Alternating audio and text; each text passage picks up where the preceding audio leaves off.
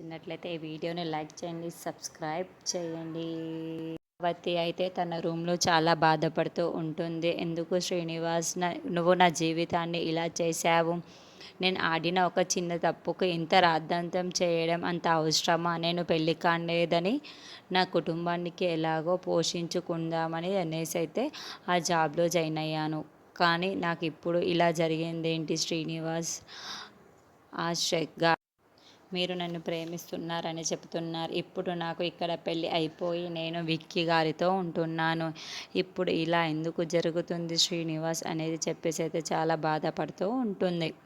ఇంతలో అక్కడున్న పద్మావతి మాత్రం విక్కీ గారికి చెప్పేద్దామని, విక్కీ గారేమో బాధపడతారనేసి అనుకుంటుంది. అలాగే అయితే అక్కడున్న యశోధర్ గారికి చెప్తే, యశోధర్ వాళ్ళ అమ్మకి కూడా ఇప్పుడు హెల్త్ బాగాలేదు, వాళ్ళ అమ్మ ఏమైపోతుందో అన్న భయంతో టెన్షన్కి నాలో స్టార్ట్ అయ్యింది. ఇప్పుడు ఏం జరిగింది, ఏం చేయాలో కూడా నాకు అర్థం కావడం లేదు శ్రీనివాస్.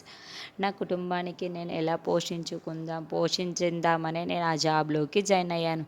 ఆ చిన్న తప్పు వల్ల ఇంత రాద్ధాంతం అవుతుందని నేను అనుకోలేదైతే ఆమె చాలా బాధపడుతూ ఏడుస్తూ ఉంటుంది.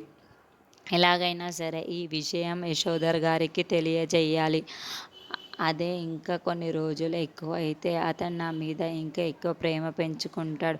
అలా జరగకుండా ఉండాలి అంటే నేను ఈ విషయాన్ని ఎలాగైనా అతనికి చెప్పేయాలి. నాకు పెళ్ళయిందే ఇదివరకే. నేను నా జాబ్లో చేరడానికి గల కారణం నా కుటుంబ సమస్యలే అని ఇలా జాయిన్ అయ్యానని ఆమె చెప్పిస్తూ ఉంటుంది.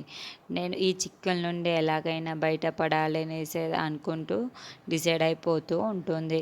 ఇంతలో అక్కడున్న పద్మావతి ఎలాగైనా సరే అతనికి చెప్పేసి బయటపడాలి ఎలా ఇబ్బంది నుండి అని అనుకుంటూ ఉంటుంది.